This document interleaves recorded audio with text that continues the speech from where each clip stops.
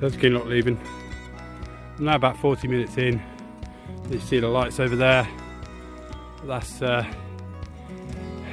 Stalker's Cottage. Yeah, can't see much just yet other than my feet. That's enough for now. So on this path out of Kinlochleven, there's a couple of fence posts you have to walk through. The track's mostly good. A bit wet in places, sometimes frozen. Then it goes flat for 400 metres across that way. It slowly drops down to the Mamores track, runs across there. I don't know if you see, there's a mountain at the back there. That's Sgurr Eilde Mor, and we've got to get around that first before we get to Sgurr Eilde Mor. But it's just starting to get daylight now.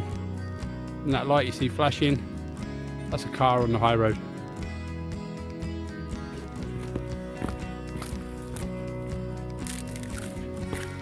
Bit icy. So here's the Mamores track.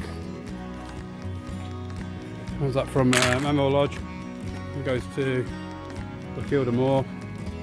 It's taken me an hour and 4 minutes, pretty much from the co-op in Kinlochleven to get to this point. I've pretty much stomped it all the way because I want to be up on Sgurr Eilde Mor, which is over there, in the better weather. It's due to clag in or cloud over around 10 o'clock in the morning. But on the track here, footpath I've used spots out this side here and carries on just on the other side. There is a little cairn. I don't remember seeing many of these on this track, to be honest. Well, that's our way up. It takes you up round the hillside, around the back of that knoll, drops down the other side. We need to cross a burn, and I think that's where I will stop for my breakfast.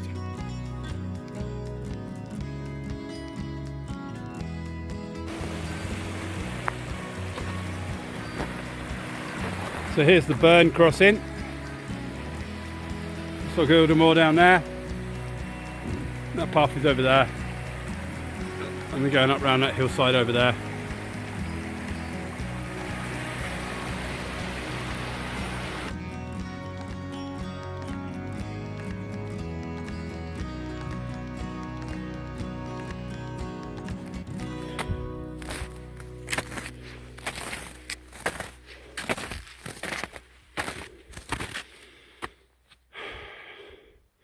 So good solid snow.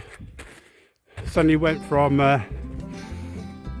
turf and ice to hard snow. So it's a pleasure to walk on.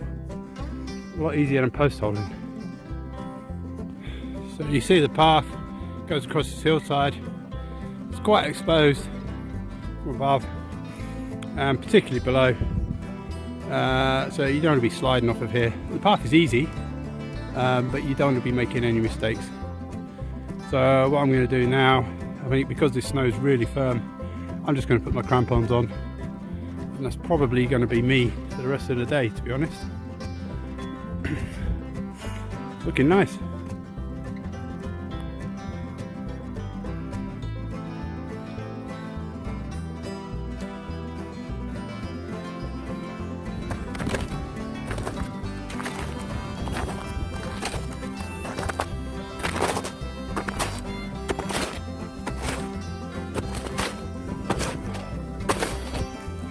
Crossed.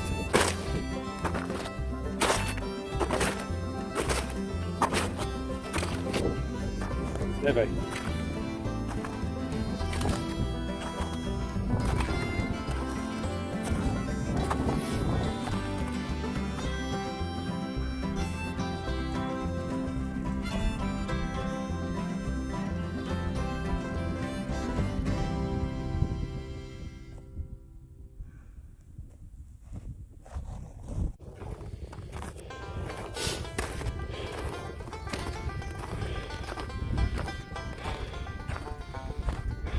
There it is.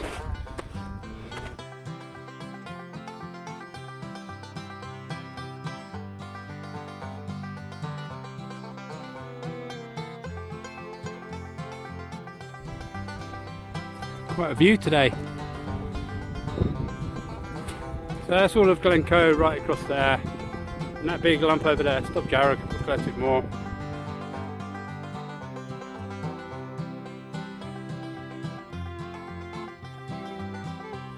Over there, got Blackwater Reservoir. This whole area, hills in between, I use them for teaching navigation, hill and moor and stuff. This here is our aim for today, that's Sgurr Eilde Mor. And you've got crag in the middle, just left of it is a broad gully, left again on the left skyline is the ridge that I'm pretty much going to follow up to the top. It's good sport. I'll make the summit and then I'll come down this south ridge here. There's a good chance I'll probably just cut right across this flat area here. It's actually nice to walk on some flat ground, but just be careful here. There is a few little lock-ins and some deep pools, and Duncan's found them before.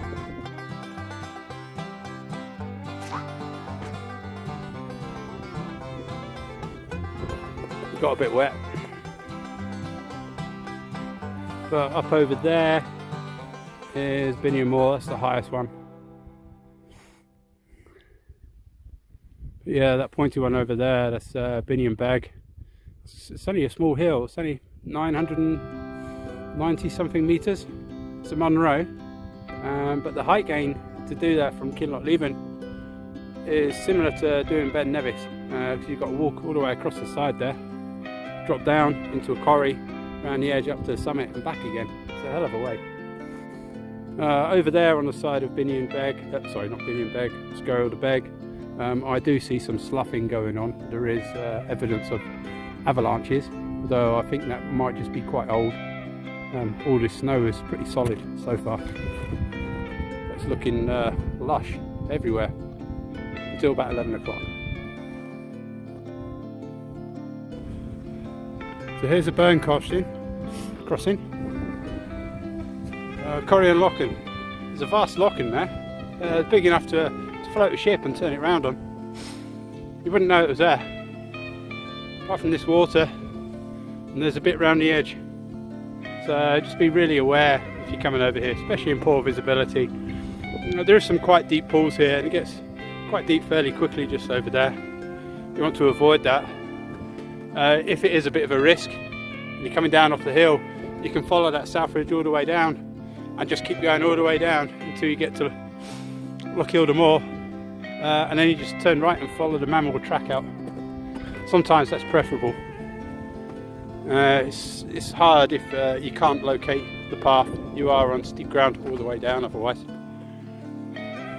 Going straight down is longer, but technically it's much safer.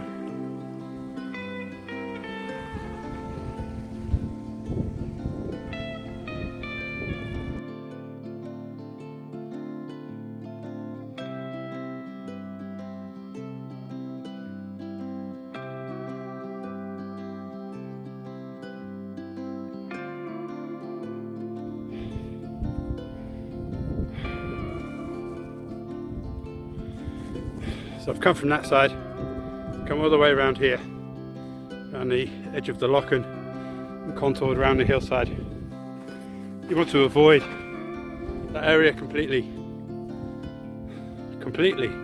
That's all locken. And then all we've got to do now, just contour around this hillside. It's a bit steep in places, but it's okay. The run out's pretty good. We're going to make it over to the skyline. We're going to head directly up the rocks, straight up to the summit.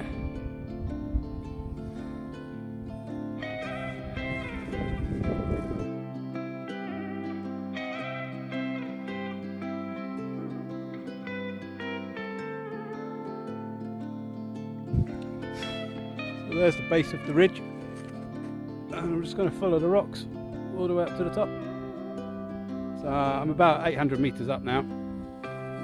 Binnion Moor is looking quite majestic over there. It's corniced at the top. The last 150 metres or so will be entertaining. But the ridges themselves are magnificent. Easy underfoot, and when you've got nice weather, they're just superb. In bad weather, you've got to be very careful.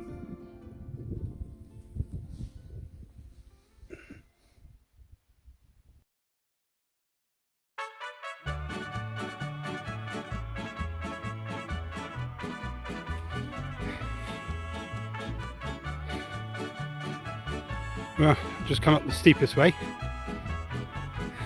you follow them rocks over there, it's much easier.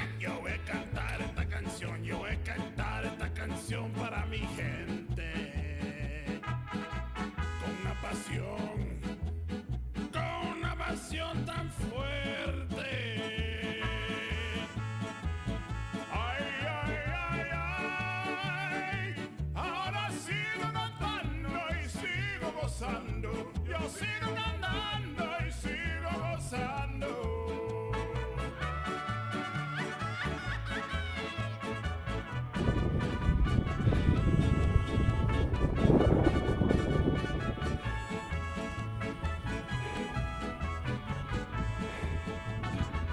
Nearly there. About 950 metres up, and there's been one person here before me. Surprised about. There's the grand finale, and over that it's just nice and easy over to the summit.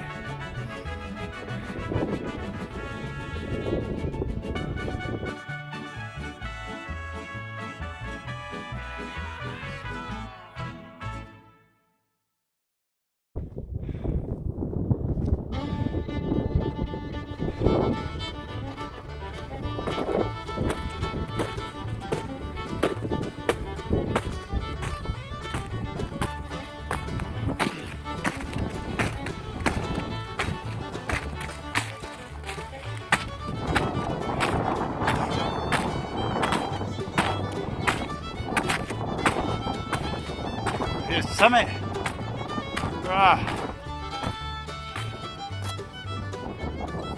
10:33 AM.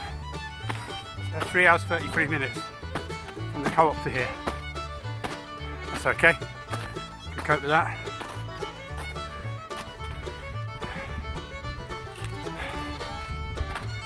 So Kinlochleven is over there.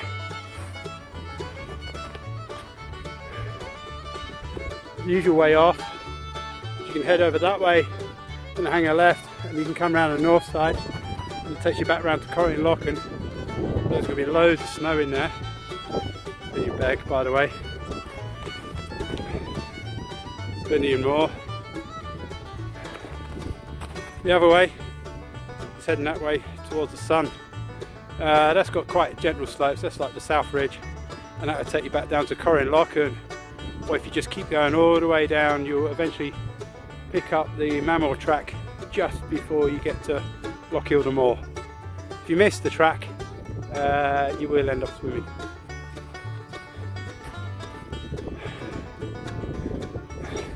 Time for some lunch.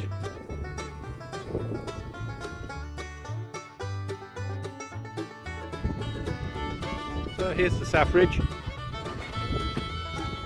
It's a bit rough, but the angle's okay. As you can see here, simple enough to walk down. Often this is just like powdery snow or loose, and it's quite easy on the knees.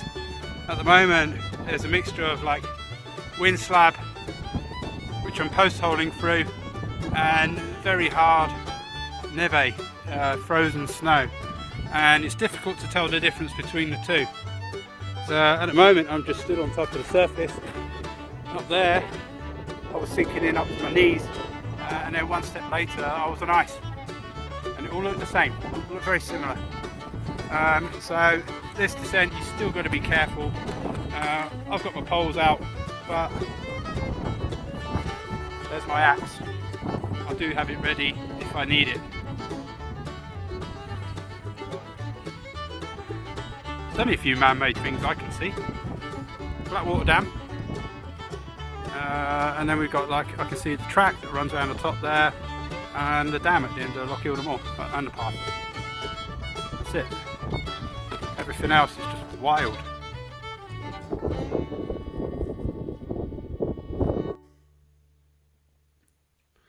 So there's the Mamores track.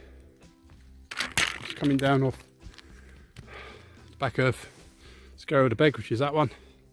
Follow this path down, and then we've got a choice. You can either head out along the Mamores track, which can take a couple of hours, or I can head across and follow that path up the hillside and drops down and round. That's why I was coming up in the dark this morning.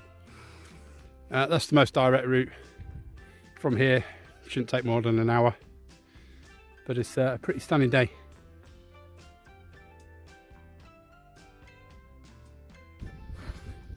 Right, I thought I'd do this one out here before my battery dies this time. So this particular Munro, Sgurr Eilde Mor, I'm sorry if I pronounce it wrong, I might do. It's a great mountain, it's fabulous. It looks quite benign, but it can be quite severe. I've had a lot of hard snow today. Crampons are completely necessary. I've worn crampons from way below halfway up, just by the burn crossing. I've had them on all the time and I've needed them. The ridge itself, back there, for 3/4 of it was probably front pointing. I was climbing, so I wouldn't go up there if you're not super capable and super confident with use of axe and crampons. It doesn't need 2 axes on there, one is enough, and you can avoid all the difficulties. But if you do come across some really hard snow and you have to cross it, you've got to be aware of the consequences of a slip or a slide. It's a long way down.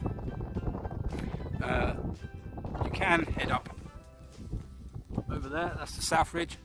It's quite easy, works okay. It's a good descent route, but it's just a bit monotonous to go up and down. Around the north side, you can descend off the summit around the back over there, but there's often lots of deep snow, so you can flounder around quite a bit. And that brings you around the other side of the Lochans over there. It's still frozen solid. So I like this route.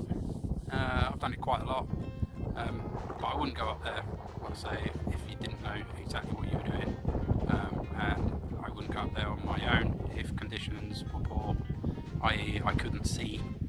So if you go wrong, you will go desperately wrong. And it's true of most of the Scottish mountains. Good navigation all the time. Yeah, if your nav isn't great, be careful. I forgot to say it again. Please like and subscribe.